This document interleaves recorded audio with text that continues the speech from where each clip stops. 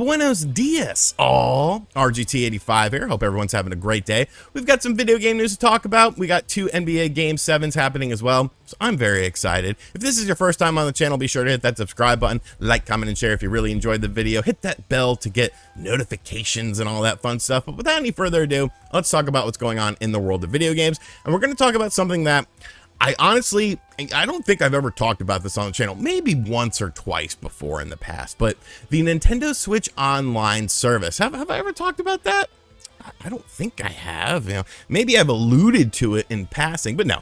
Obviously, this is something that I talk about a lot because I feel like it's something that can be continuously improved upon. There are ways to make it better, and there are decisions that Nintendo should make in order to make it better. Well, we just, of course, had our latest financial briefing, and during the Q&A section, one person was asking about the Nintendo Switch Online service, and President Furukawa gave an interesting answer that I kind of want to dive into and analyze what he said, because I think it's a little bit weird to me what he said about this. So Furukawa said the following: the number of Nintendo Switch Online Plus expansion pack members is steadily increasing, and its share among the overall Nintendo Switch Online subscriber base is gradually expanding. By region, the ratio is especially high in the United States, L+ ratio.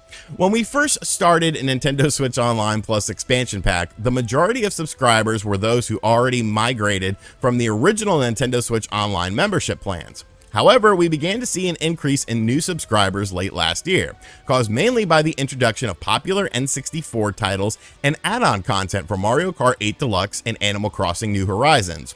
Whether or not we offer future add-on content as part of Nintendo Switch Online Plus expansion pack will depend on the user-friendliness of the overall experience and the compatibility of each piece of software.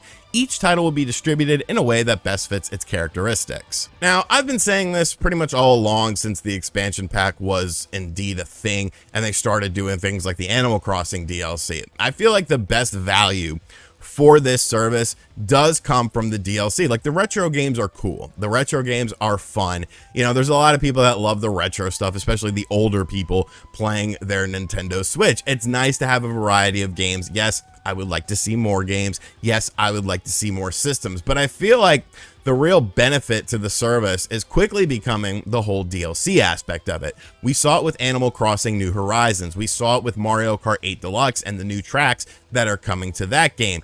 And of course, now Splatoon 2, they have the DLC for that game that is available on the service as well with no additional charge. You know, just your entry fee for expansion pack membership gets you all of that stuff. And I feel like that's what can help Nintendo separate themselves from the rest of the online services, because we're always talking about value. We're always talking about how much bang you get for your buck with these online services.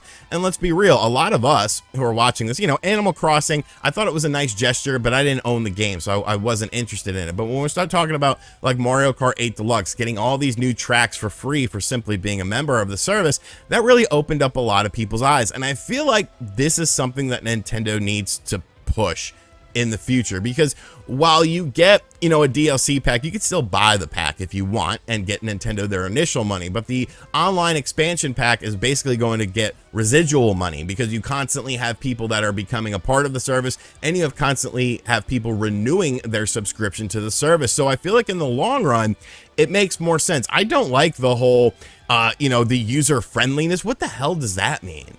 Why would you make DLC for a game that's not user-friendly? Like, that makes no sense. I don't understand.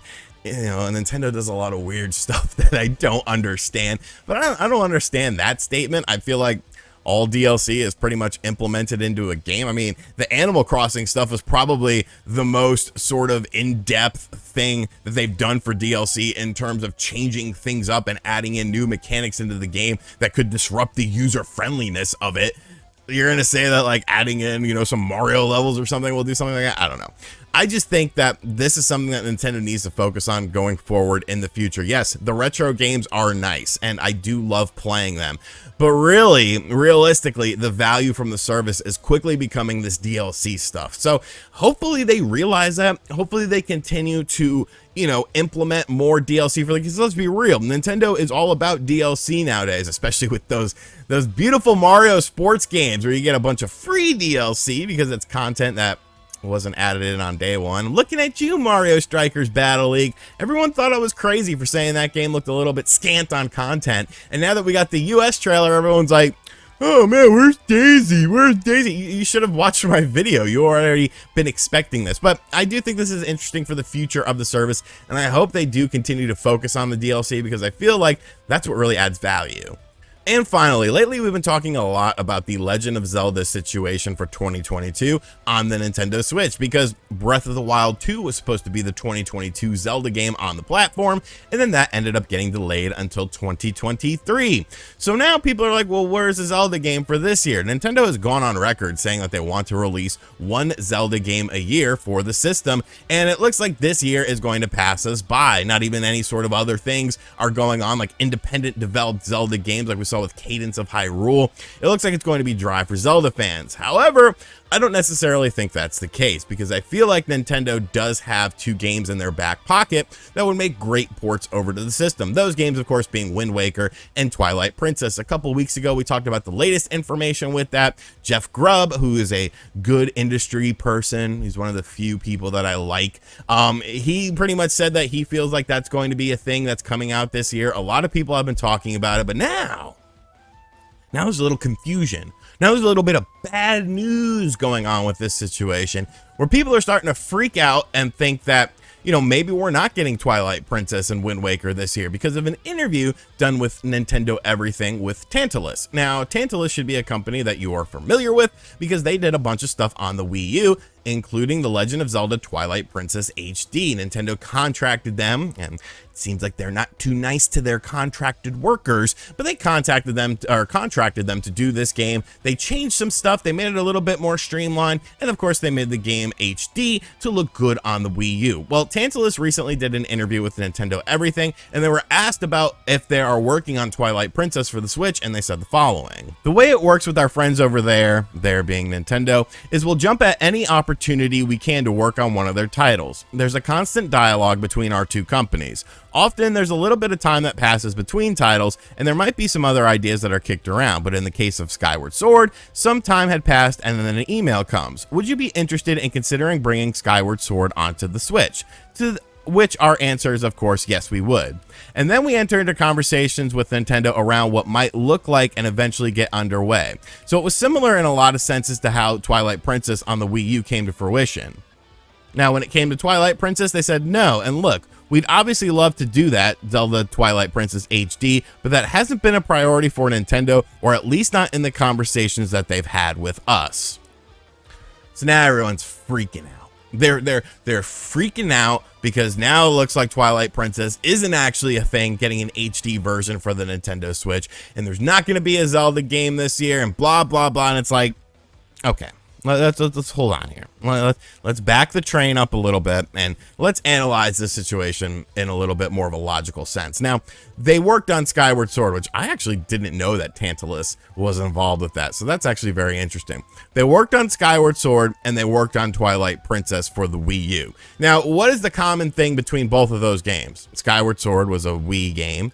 Twilight Princess was a GameCube/Wii game.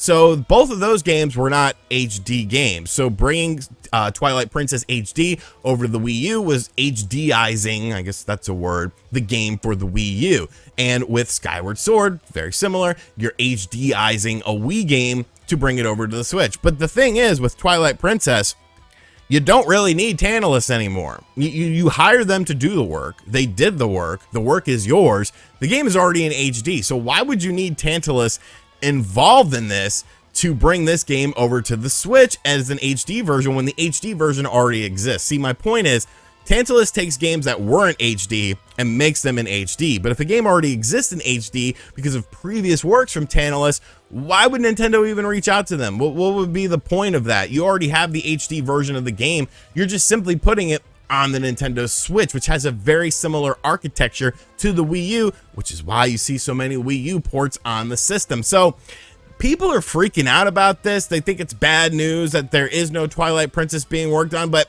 I don't think that's the case at all. Like I said, you don't, it's like getting a mechanic to fix something that you've already had the mechanic fix previously and nothing has changed since then. It doesn't really make sense for Nintendo to contract Tantalus once again to have them work on a game that Tantalus has already done. I don't understand why people don't realize that, but I've seen so many people online just say, oh, you know, this is bad. I mean, there's no Twilight Princess. Everyone's a liar. All these insiders are liars. And it's like, no, wait till that June Direct, because I really think we are going to see some Zelda stuff at that June Direct, because Nintendo themselves, like I said, to bring everything back full circle, they are the ones who want to release a Zelda game, at least one Zelda game a year on the Switch. So why wouldn't you just port some old HD games that you already have over to the platform when they're already perfectly ready for the system? So I wouldn't look too far into this. Nintendo might just be doing this on their own since Tantalus has already done the work in previous years. I do kind of wonder how that would work, though. I guess they would, you know, do they have to pay Tantalus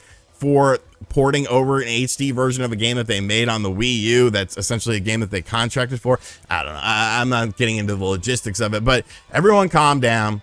It'll be fine. I don't think this is a damper on the Zelda situation on the Switch for 2022. Remain calm, breathe in, exhale. Alrighty, so that's going to do it for today's video. I hope you guys enjoyed it. Be sure to give me your feedback in the comment section down below. What would you like to see Nintendo Switch Online expansion pack focus on? Do you think that the old stuff is the good stuff, or the DLC for the current games is the good stuff? Because, I mean, while I love the old stuff, I think the DLC is a lot more important. And what do you make of this whole Tantalus Nintendo Twilight Princess HD situation? Is this bad news for it? Is it all curtains for this situation? Or do you kind of understand where I'm coming from with it? And as always, guys, thank you for checking out this video. If you are new to the channel, be sure to hit that subscribe button, like, comment, and share. Yes, the rumors are true. I do have a scepter now. I might use this in videos. My old scepter. Bow down before me, the Metroid King. And as always, I'll catch you guys on the next video. Later.